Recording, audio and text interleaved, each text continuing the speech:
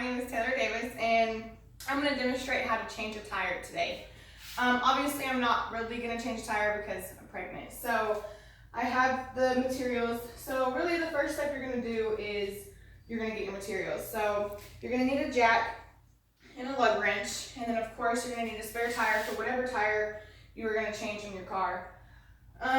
If you are driving down the road and you have a flat tire, of course you're not just going to pull in the middle of the highway and change your tire. So the safe things you're going to have to do is you're going to have to pull over to the side, turn your hazards on.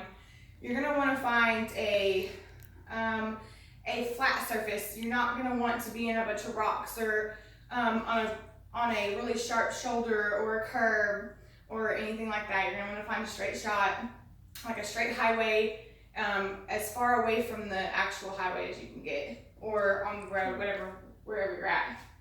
And then you're going to have to apply your parking brake. If you have wheel wedges, which would be just a wedge that goes right here to the tire and make sure that the car doesn't roll.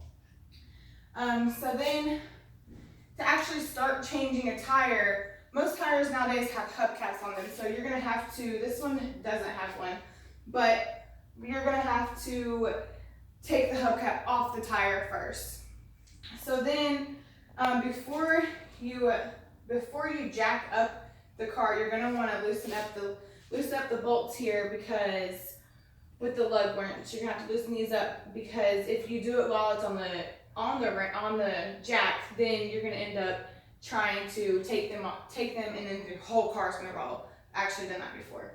So you're going to have, whenever you start to jack up the car, you're going to want to find a good spot on the frame, which is usually right under here, right past the fender and stuff right here. So you're going to want to find the straight part of the frame closest to the tire that you're changing.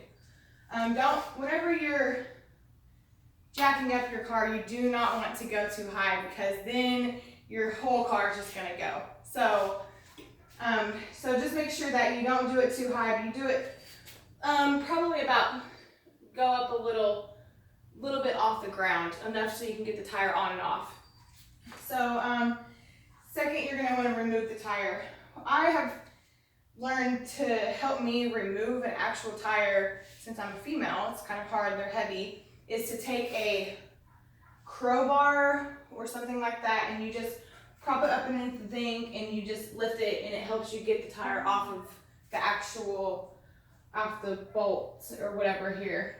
And then, so you're going to go ahead, after you get your tire off, you're going to go ahead and take your spare tire or whatever tire and put it back on. You have to line them up with the bolts. Most of them have, this one has 6, some of them have 5, but you have to line up the holes with it. And then you want to hand tighten the bolts back on there instead of, you want to hand tighten the bolts back on there before you take it off the jack. So after you get the tire on there and the bolts on there hand tight, you go ahead and lower the car down from the jack. This jack, there's usually a bar right here, and you have to take it down really slowly. I don't know there's usually in your car, you usually have a little handheld jack or whatever that you can do. But you want to do it slowly so your whole car doesn't like slam down. So then, so after you take your car down, you can go ahead and tighten up all the bolts and then put your hubcap on. After that, you go ahead and put all your materials up, and so after you put all your stuff up, you usually just put them in your trunk. You want to keep stuff like that in your trunk, because you never know when you're gonna have a flat tire. So it's good to be safer than sorry. So you're gonna want to put, this is a 4-way lug wrench, and they usually have the 1-way. Actually, it's only like one bar. They have this kind of jack. This is a bigger jack, and then they have one that comes with your car in your trunk, usually underneath with the spare tire. You want to make sure that you have all of that in your car whenever you get a new car.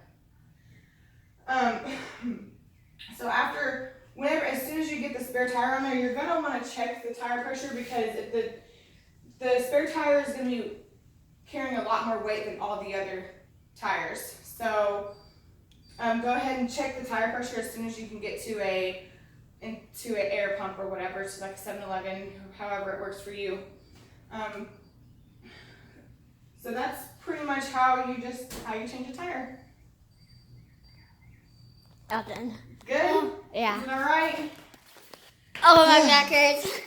Oh, I'm Okay. sweaty. Oh.